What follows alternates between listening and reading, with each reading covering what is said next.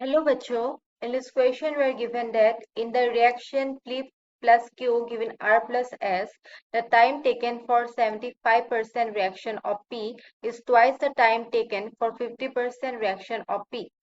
The concentration of Q varies with reaction time as shown in a figure. The overall order of the reaction is. तो ये हमें दिया गया है graph of between concentration and time और हमें बोला गया है कि ऑप्शंस में है 2301 those are the overall order of the reaction हमें पूछा गया है राइट तो यहाँ पे जो की कॉन्सेप्ट होगा वो होगा overall order of a reaction, okay, and we'll use the concept of rate law.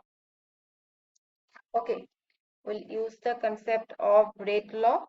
and order of a reaction and we'll use this graph. Okay, तो अभी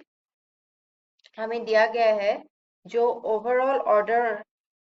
of a reaction है it can be decided from this equation also. हमें बोला गया है कि जो T 75% है it is equal to 2T 50% और ये कहाँ पे दिखाई देता है हमें ये दिखाई देता है जब हमारा रिएक्शन फर्स्ट ऑर्डर होगा सो हम बोलेंगे कि ये रिएक्शन क्या है first order it is a first order reaction with respect to P okay क्योंकि हमें क्या बोला गया था the time taken for 75% of reaction of P is twice the time taken for 50% reaction of P. So हमें P के लिए बोला गया था P के लिए हमें बोला गया था कि T 75% is equal to 2T 50% जो कि है फर्स्ट ऑर्डर के लिए राइट और ये विद रेस्पेक्ट टू P है तो P क्या है फर्स्ट ऑर्डर है और हम अगर ग्राफ में देखें यहाँ पे तो ये क्या हो रहा है लिनियरली डिक्रीज हो रहा है right so what we can say from graph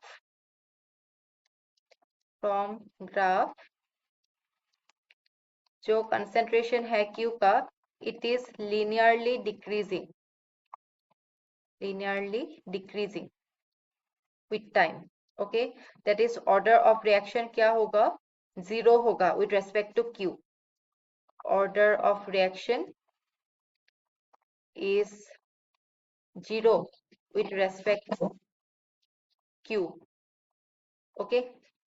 तो अभी जो रेट एक्सप्रेशन होगा यहाँ पे और यहाँ पे जो हम बोल सकते हैं rate law it will be R will be equal to K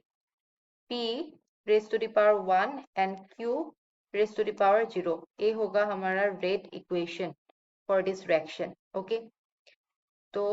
our overall rate of the reaction will be R equal to K P raised to the power 1 and Q raised to the power 0 और overall order क्या होगा